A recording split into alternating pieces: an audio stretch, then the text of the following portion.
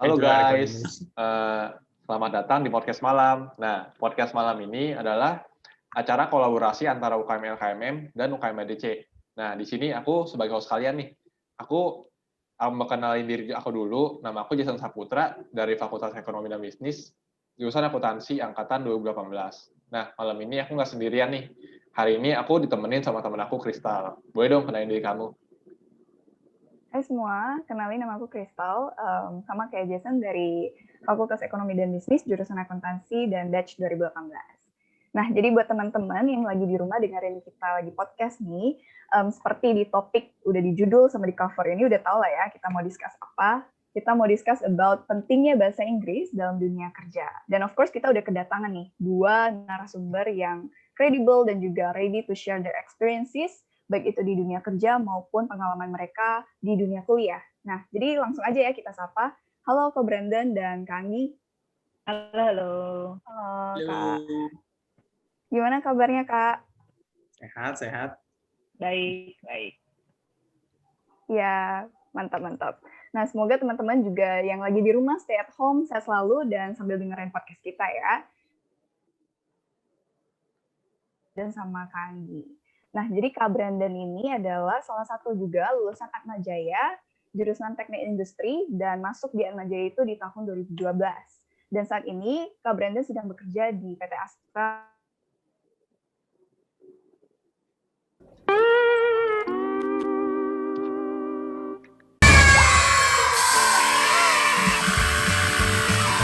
Oke deh, kita flashback dulu yuk ke masa-masa zaman kuliah kakak nih.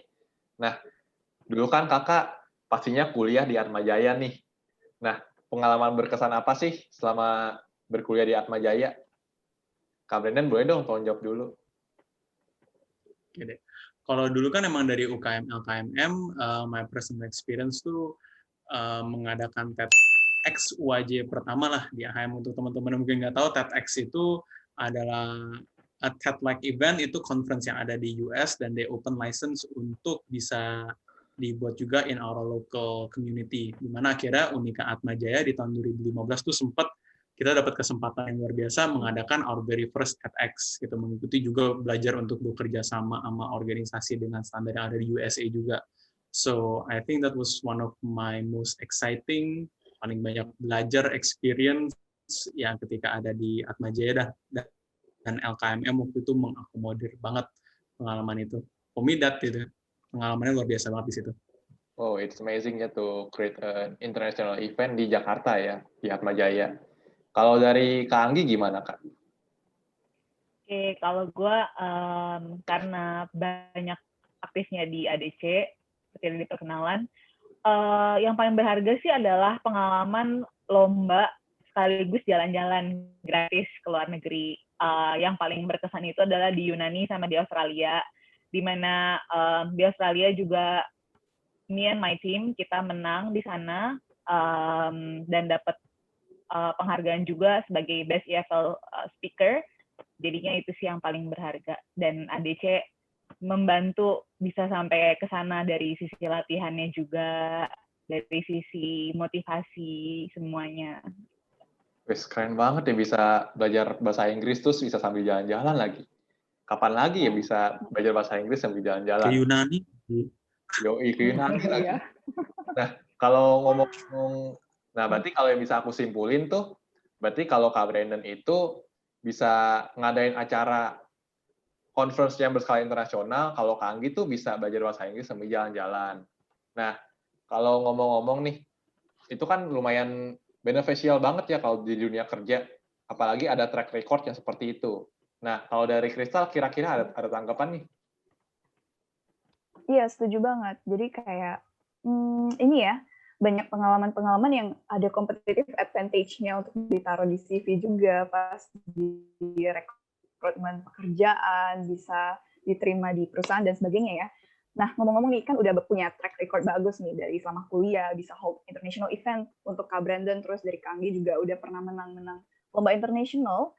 Pada saat mau masuk dunia kerja nih, aku dengar tuh sering banget ya dari teman-teman senior, alumni gitu, kalau interview di perusahaan tuh sering menggunakan bahasa Inggris gitu, most of them.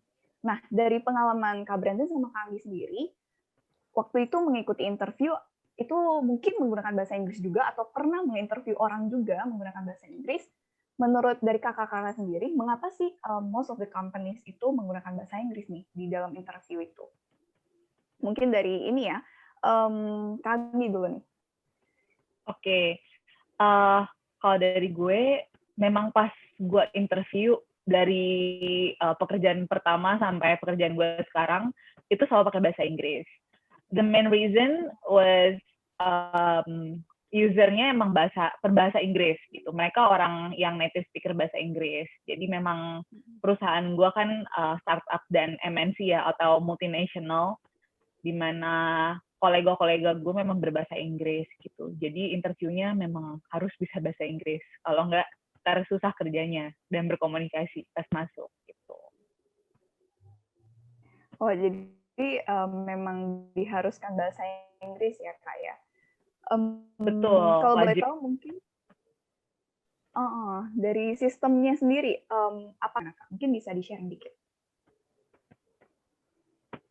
Mempengaruhi sih, karena on daily basis kita selalu pakai itu untuk meeting. Jadi meeting, lalu untuk reporting, untuk presentation, itu semua pakai bahasa Inggris gitu. Jadi begitu penting dan berpengaruhnya sih.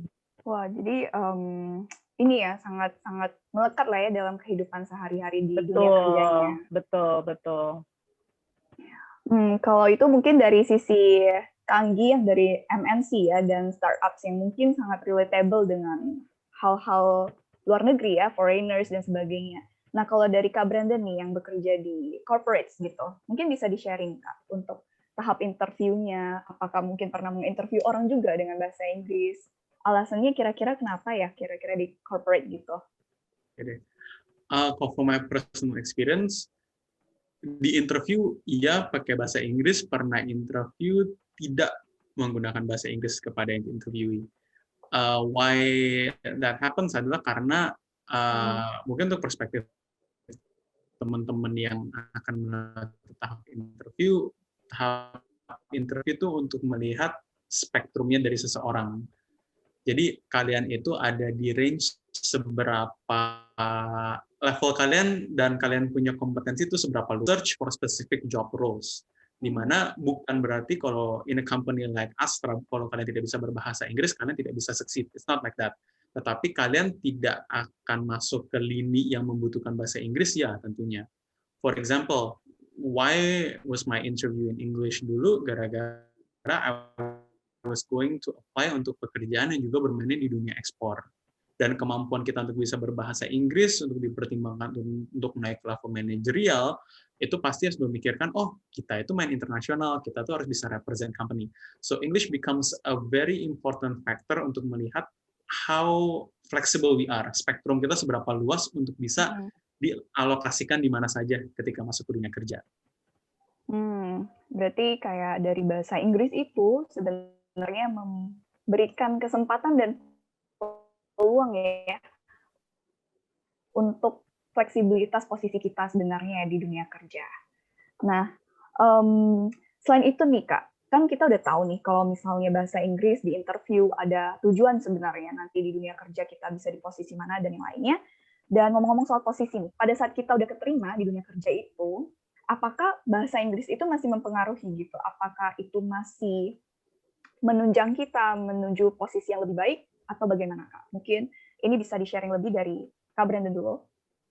Okay. Kalau for me, after itu, sama seperti tadi, tahapan lanjutan ya, mungkin maksudnya Kristal juga ya, dari setelah interview pakai bahasa Inggris, of course, melihat jenjang karir, pasti melihat harus ada kompetensi lebih. Imagine kalau kalian suatu hari pengen naik menjadi level seorang manajer atau level seorang general manager yang harus bisa memberikan press conference kepada orang-orang yang ada juga tamu undangan dari luar negeri.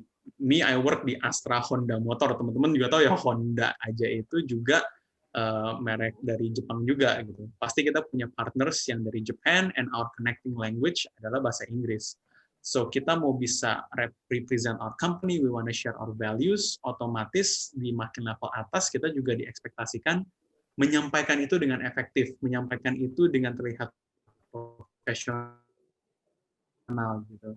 So being able to speak English day-to-day conversation will probably put you here. Tapi being able to speak regarding more on the engineering, the economics, and then the financial condition, pasti kalian juga akan membantu untuk bisa up and up. Bagaimana kalian makin fluent dan bisa memanage penyampaian interior kalian juga ketika Inggris kalian terus evolve. Oh, begitu ya, Kak ya. Jadi semakin advance Inggris kita bisa punya possibility makin menunjang ya. Karir kita makin naik dan makin naik gitu. Nah, kalau dari Kanggi nih, bagaimana? Menurut Kanggi? Kalau dari gue, karena tadi dari perspektif multinational atau startup, sebenarnya dari awal pun entry level, fresh graduate, ya. Jadi bisa entry level, bisa juga fresh graduate yang administrative staff gitu. Ya mereka harus bisa berbahasa Inggris gitu, minimal conversational gitu. Dan sesuai yang tadi kayak Brandon bilang juga, makin mereka advance English-nya, ya mereka akan bisa ditaruh di posisi yang lebih tinggi gitu. Cuman kebanyakan sih kalau multinational dari awal kayak let's say customer service gitu, itu mereka udah harus pakai bahasa Inggris karena email, tektokannya, terus kayak tas-tasnya atau tugas-tugasnya itu tuh dalam bahasa Inggris gitu. Jadi it's really important for them to understand the language. Gitu. Wah, berarti agak beda dikit ya sebenarnya dari corporate level sama MNC. Mungkin MNC lebih ketat gitu, dari entry level udah harus bisa bahasa Inggris, even in customer service-nya ya. Nah, jadi gitu tuh teman-teman. Bisa ada gambaran dikit ya. Jadi kayak di MNC atau di corporates itu ada pembeda dikit, tetapi Inggrisnya itu masih penting dan masih menunjang jenjang karir kita. Nah, dari Jason nih, iya nih, kalau ada yang mau digali lebih dari narasumber? Wah, boleh banget nih. Aku sih penasaran banget nih. Kalau Kak Anggi sama Kak Brandon tuh bahasa Inggrisnya lumayan jago ya, sampai bisa bekerja di startup ataupun yang perusahaan yang korporasi gitu ya. Yang dimana tuh jenjang karirnya udah lumayan tinggi. Nah, kira-kira tuh skill bahasa Inggris seperti apa sih yang harus kita persiapin gitu?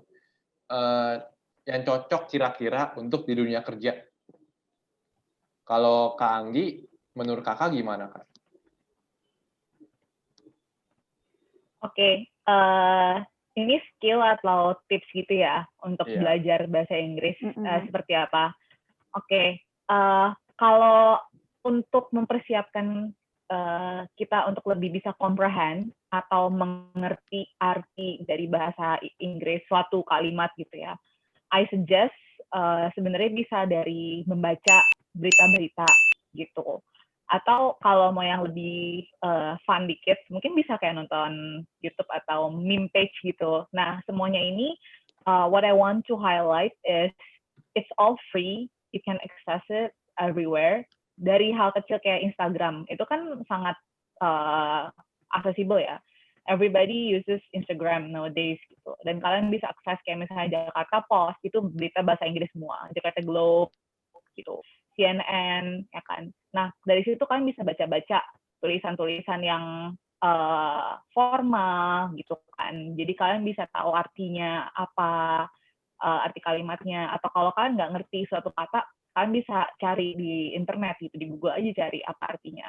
Kalau yang mau lebih fun dikit ya, mungkin bisa kayak baca 9gag gitu. 9gag itu kan meme portal, dan itu kadang-kadang untuk mengerti artinya atau lucunya di mana kan you have to understand gitu. Nah itu bisa jadi bahan-bahan kayak metode lah gitu, bahan-bahan kalian bacaannya. Jadi nggak selalu yang formal-formal. Itu sih suggestion dari gue. Iya, bener banget ya. Sekarang tuh relatable banget sama zaman sekarang. Sekarang tuh orang nggak bisa lepas dari HP. Nah, mungkin baca berita dari HP pun yang baca bahasa Inggris tuh itu lumayan menunjang banget ya, Kak. Nah, kalau dari Kak Brandon sendiri gimana, Kak? Okay. I think actually Anggi inspired me for this one idea tadi kan buat Instagram kan. I have this one friend yang menarik banget. Dia bilang gini, dia akan berusaha untuk mencari satu temennya yang bahasa Inggrisnya sifatnya grammar Nazi. Kalau teman-teman tahu grammar Nazi itu yang dia kalau lihat grammar Inggris yang nggak tepat, dia gatel buat koreksi. Terus dia maksa dirinya kalau update apapun di Instagram pakai bahasa Inggris, terus minta temennya baca.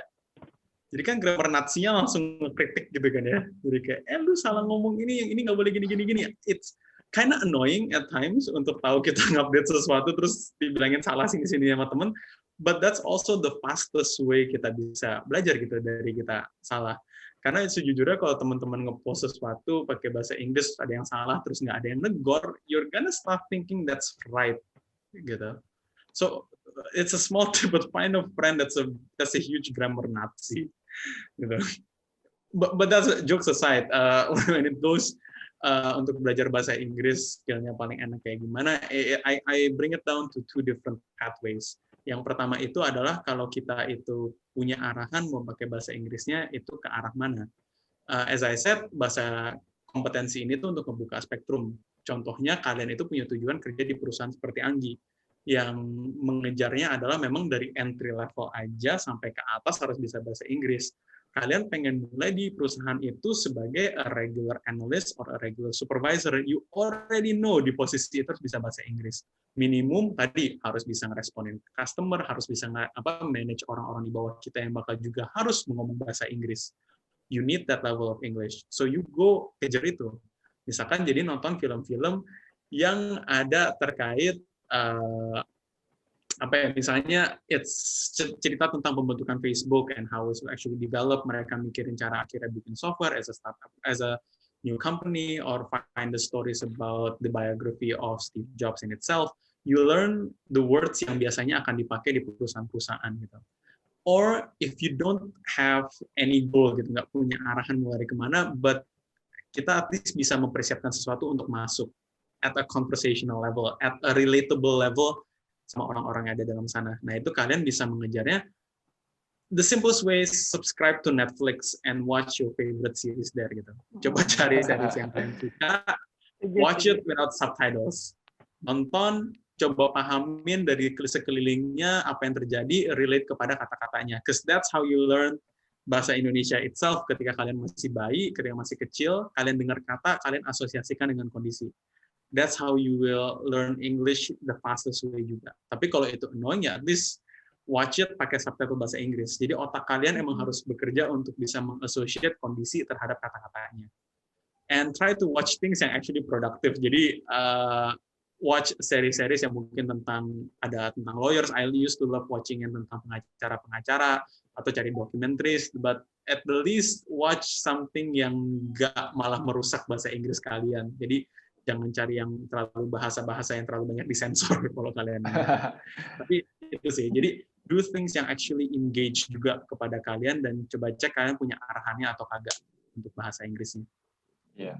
Berarti kita harus tahu dulu ya, kita tuh arahnya mau kemana. Nah, berarti kita bisa tahu tuh bahasa Inggris yang kayak gimana yang harus kita pelajarin. Contohnya, kayak misalkan kita mau kerja di perusahaan startup nih.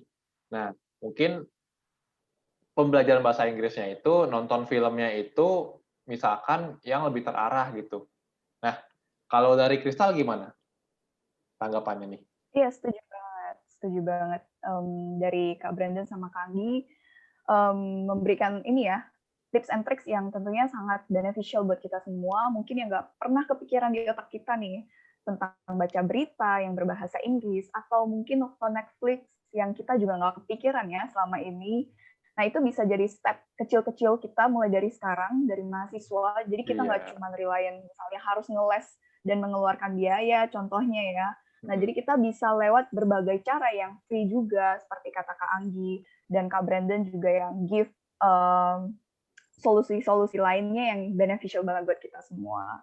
Nah, jadi teman-teman yang lagi dengerin podcast kita ini, semoga bisa diterapin ya semuanya dan get insight juga dari pengalaman Kak Anggi dan juga Kak Brandon yang sudah sangat berpengalaman di dunia kerja, udah bertahun-tahun setelah lulus.